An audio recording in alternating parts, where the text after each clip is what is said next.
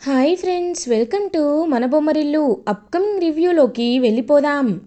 Rudra and గంగాతో Vijayendra flash బ్యాక్ని share చేసుకుంటారు.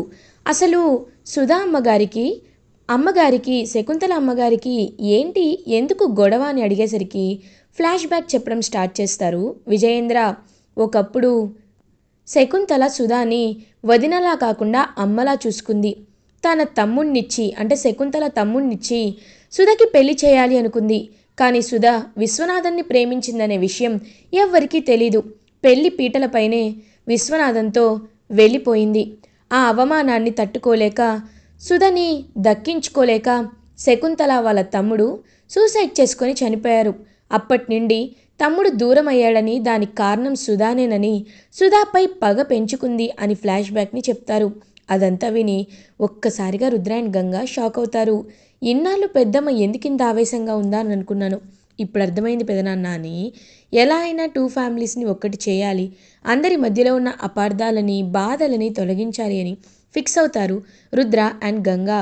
ఇది ఇలా ఉండగా వీరు పక్కా ప్లాన్ ప్రకారం సూర్యాని రెచ్చగొడతారు. ఈ ఇల్లు విజయేంద్ర ప్రతాప్ ఇల్లు అని అంటారు, మీ నాన్నగారు రాఘవ ప్రతాప్ ఇల్లు అని అనరు. రేపు ఫ్యూచర్ జనరేషన్లో రుద్రప్రతాప్కి ఉన్న పేరు నీకు సూర్యప్రతాప్కి ఉండదు. మీ అన్నయ్య ప్రతిదీ చూసుకున్నట్టు బిల్డప్ ఇస్తూ ఉంటాడు కాబట్టి నువ్వు ఎప్పుడు ఆయన వెనకాలే నడవాలి, కానీ ఆయనలా నువ్వు ఎప్పటికీ ఎదగలేవని ఆయన ఫీలింగ్ అని కావాలని రుద్రని టార్గెట్ చేస్తూ మాట్లాడతారు వీరు. ఆ మాటలకి ఈగో హర్ట్ అవుతుంది సూర్యకి. ఇంకా అలా తనపై అరుస్తాడనమాట. అరిచి చాలా గట్టిగా, చూడు నా పని నేను చేసుకుంటానన్నయ్యా, నువ్వే విషయంలో జోక్యం చేసుకోవద్దు అని ఇంకా చాలా గట్టిగా చెప్తారు. రుద్ర సూర్య తన్ని అన్ని మాటలు అనడంతో చాలా అంటే చాలా బాధపడతారు. ఆ విషయం తెలియక తను మాత్రం సార్ ఏమైంది సార్ అని అడుగుతుంది. ఏం లేదు గంగా, నువ్వు వెళ్ళు అని విసుక్కుంటారు రుద్ర. గంగ ఒంటరిగా వెళ్ళి ప్రాక్టీస్ చేసుకుంటూ ఉంటుంది. గంగ రాంగ్ పంచెస్ ఇస్తూ ఉండడంతో అదంతా చూస్తున్న విశ్వనాథంకి తలనొప్పి వచ్చినట్లు అనిపిస్తూ ఉంటుంది. హేయ్, ఏం చేస్తున్నావు? అయినా కోచ్ లేకుండా ప్రాక్టీస్ చేస్తున్నావేంటి? నువ్వు రాంగ్ పంచెస్ ఇస్తున్నావు అని అంటారు. సార్, మా రుద్ర సార్కి ఏదో పనుంది, అందుకే రాలేకపోయారు.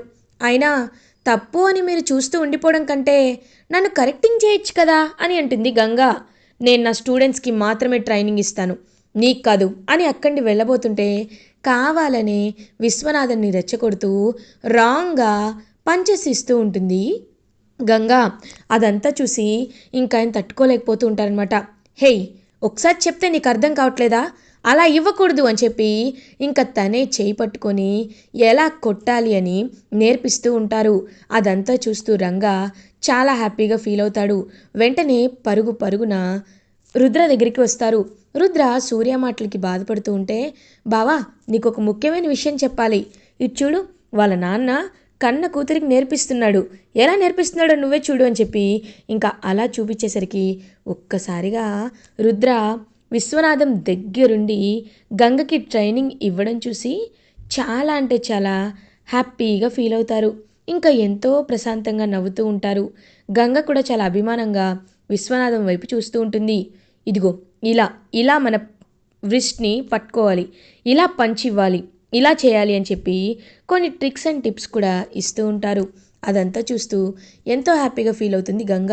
అప్పుడే కరెక్ట్గా ధీరజ్ అయితే వస్తాడు. ఎవరైతే వీళ్ళు ఉన్నారో విశ్వనాథం శిష్యుడు అతను వస్తాడు. వచ్చి గుడ్ మార్నింగ్ సార్ అని అంటారు. ఏంటి అలా ఉన్నావు అని అడుగుతారు. ఏం లేదు సార్ అని అంటారు.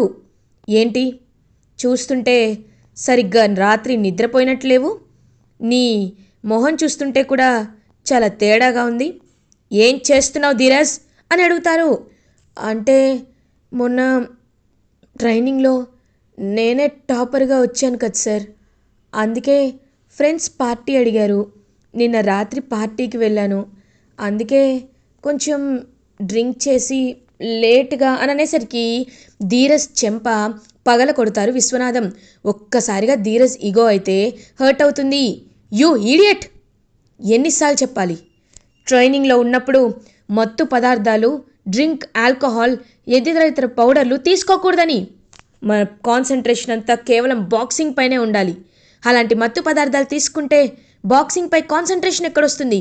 అయినా నువ్వొక్కడవే గ్రేట్ అని, నువ్వే బాగా బాక్సింగ్ చేస్తావు అనే పొగరు నీలో ఎక్కువ అవుతుంది అని అంటారు విశ్వనాథం.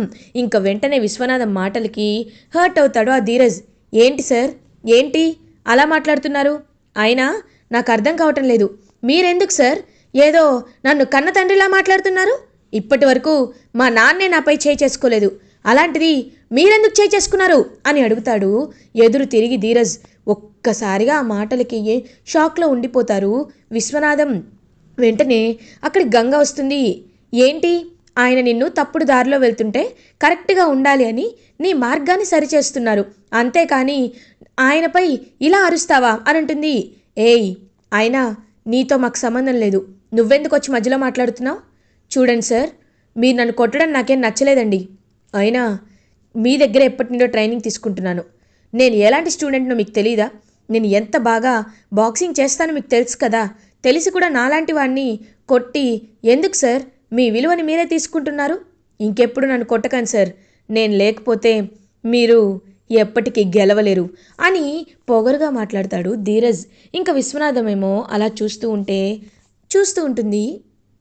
గంగా, చూడు, నువ్వు చాలా అహంకారంతో మాట్లాడుతున్నావని అర్థమవుతుంది ధీరజ్, కానీ అంత అహంకారం అనేది పనికిరాదు.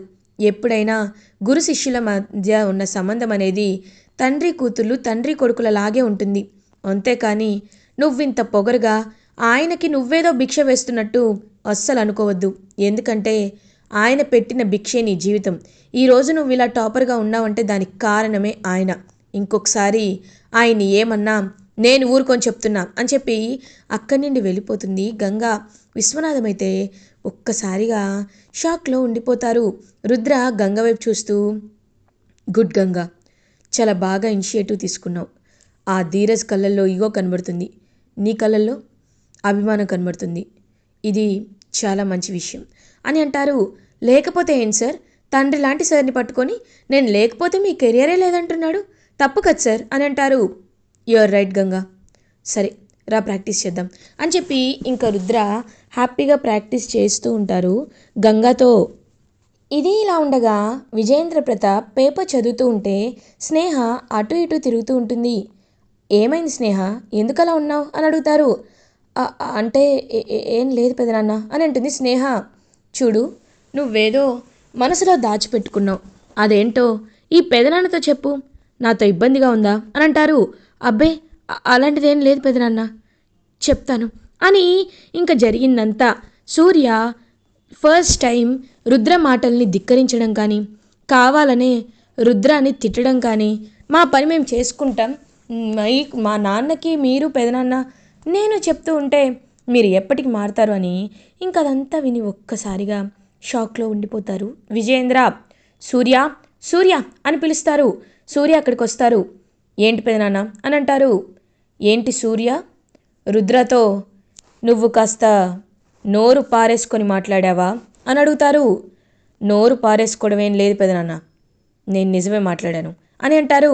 ఇంక వెంటనే రాఘవ ప్రతాప్ అక్కడికి వచ్చి, ఏంటన్నయ్యా, ఏమైంది, వీడేం చేశాడు అని అడుగుతారు. ఇంక వెంటనే, ఏం లేదు నాన్న, వీళ్ళు మనల్ని ఎప్పటి నిండో తొక్కేయాలని చూస్తున్నారు. ఈ ఇల్లు అంటే కేవలం విజయేంద్ర ప్రతాప్ పెదనాన్న, దాని తర్వాత మన రుద్రప్రతాప్ అన్నయ్య ఇల్లు అని అంటున్నారు, కానీ నీ ఇల్లు నా ఇల్లు అని ఎప్పుడైనా అన్నారా? మనం కూడా ఈ ఇంటి కోసం కష్టపడటం లేదా నాన్న అని అంటారు.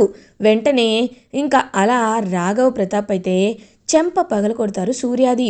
సూర్య ఒక్కసారిగా షాక్లో ఉండిపోతారు. ఏం మాట్లాడుతున్నావురా, ఏం మాట్లాడుతున్నావు నువ్వు?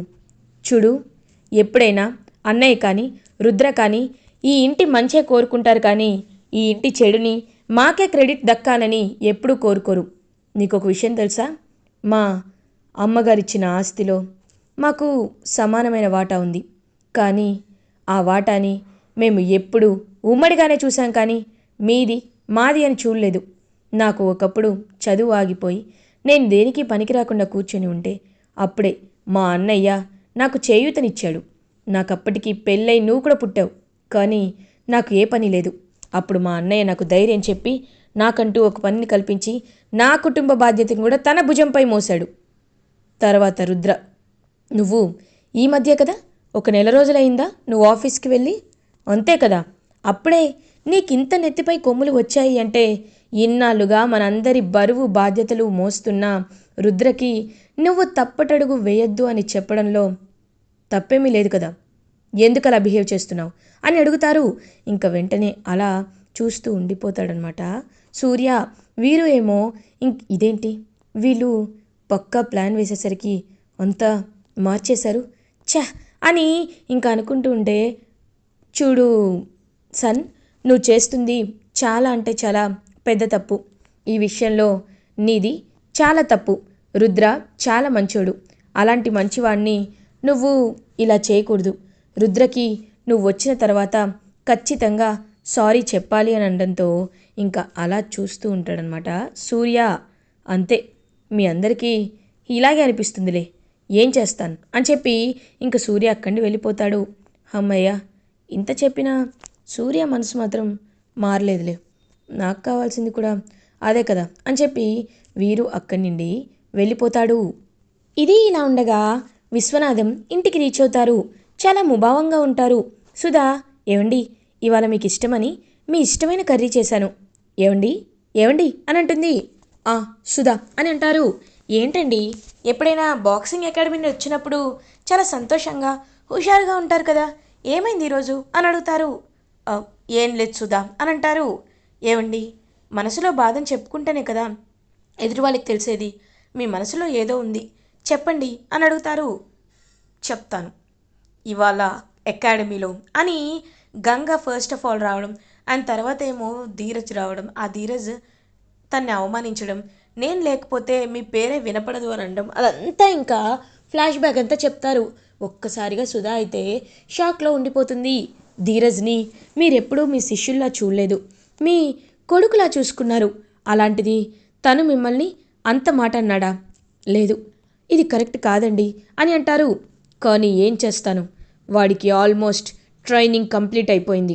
ఇప్పుడు వాడిని నేను ఖచ్చితంగా ట్రైనింగ్కి సిద్ధం చేసేసాను కాబట్టి బాక్సింగ్ పోటీల్లో వాడే ఉండాలి అని చెప్పడంతో, చూడండి నేను మీకు సలహా ఇస్తున్నానని ఏమీ అనుకోవద్దు. ఇన్నేళ్ళుగా మీరు నన్ను కంటికి రెప్పలా చూసుకున్నారు, నా మాటని దేన్ని కాదనలేదు. కానీ మీరు ఒకే ఒక్క మాటని కాదు అన్నారు, అది తన మాటే కదా. గంగని బాక్సింగ్లో మీ స్టూడెంట్గా చేసుకోమని చెప్పాను, కానీ మీరు మాత్రం నా మాటని వినలేదు. ఇప్పుడైనా నా మాట పట్టించుకోండి. గంగ చాలా మంచి అమ్మాయి, తనకి మీకున్నట్లే చాలా మంచి అలవాట్లు ఉన్నాయి. ఒక్కసారి ఫోకస్ చేసింది అంటే తను ఏ లక్ష్యాన్నైనా సాధిస్తుంది. అంత మంచి అమ్మాయి, అలాంటి అమ్మాయిని మీరు ఎందుకని తక్కువ చేసి చూస్తున్నారు? ఆడపిల్లలు ఏ స్థాయికైనా వెళ్తారు. ఈ ట్రైనింగ్ అనేది మీరు గంగకి ఇస్తే గంగ చాలా అంటే చాలా సంతోషంగా కళ్ళకి అద్దుకొని మరి మిమ్మల్ని దైవం కంటే ఎక్కువగా చూసుకుంటుంది. ఈ ఒక్కసారి నా మాట వినండి అని అంటారు. ఇంక వెంటనే ఆలోచనలో పడతాడనమాట విశ్వనాథం. నువ్వు చెప్పింది కరెక్టే అనిపిస్తుంది, ఖచ్చితంగా నేను తనకి ట్రైనింగ్ ఇస్తాను అని చెప్పడంతో ఇంకా ఎంతో అంటే ఎంతో హ్యాపీగా ఫీల్ అవుతారనమాట సుధా. వెంటనే పరుగున వెళ్ళి గంగాకి కాల్ చేస్తారు. కాల్ చేసి, గంగా, నీకు ఒక గుడ్ న్యూస్ ఏంటో తెలుసా? మీ విశ్వనాథం సార్ నీకు ట్రైనింగ్ ఇవ్వడానికి ఒప్పుకున్నారు. ఇప్పుడు నాకు చాలా అంటే చాలా సంతోషంగా ఉందమ్మా. ఇక నువ్వు ఏమీ పర్లేదు, నువ్వు హ్యాపీగా ఆయన దగ్గర ట్రైనింగ్ తీసుకోవచ్చు అని ఇంకా ఎంతో హ్యాపీగా చెప్తుంది. ఆ మాటలు విన్న గంగా పరుగున రుద్ర దగ్గరికి వెళ్తుంది. సార్, మీకు విషయం తెలుసా? సార్ నాకు ట్రైనింగ్ ఇవ్వడానికి ఒప్పుకున్నారు. ఇప్పుడు నాకు ఎంతో సంతోషంగా ఉంది అని డ్యాన్స్ చేస్తూ ఉంటే ఇంకదంతా చూస్తూ రుద్ర చాలా అంటే చాలా హ్యాపీగా ఫీల్ అవుతారు. అదంతా చూస్తూ రంగా, ఏంటో దేవుడు ఒక్కొక్కరిని ఇలా కలుపుతూ ఉంటాడు. అయినా గంగకి ఆయనే వాళ్ళ నాన్నని, ఆయనకి గంగే తన కూతురని ఎప్పుడు తెలుస్తుందో అని ఇంకలా వాళ్ళ వైపు చూస్తూ ఉంటే గంగ హ్యాపీగా విశ్వనాథన్ దగ్గరికి వెళ్ళి తన దగ్గర ట్రైనింగ్ తీసుకోవడానికి అంతా సిద్ధం చేసుకుంటుంది. ఇంకా అలా ట్రైనింగ్ అయితే స్టార్ట్ అవుతుంది. హ్యాపీగా గంగకి ట్రైనింగ్ ఇస్తారు విశ్వనాథం. ఇలా ఎపిసోడ్ ఎండ్ అవుతుంది. ఫర్దర్ ఎపిసోడ్ రివ్యూస్ ముందుగా మీకు కావాలి అనుకుంటే మా ఛానల్ని సబ్స్క్రైబ్ చేసుకోండి. Thanks for watching.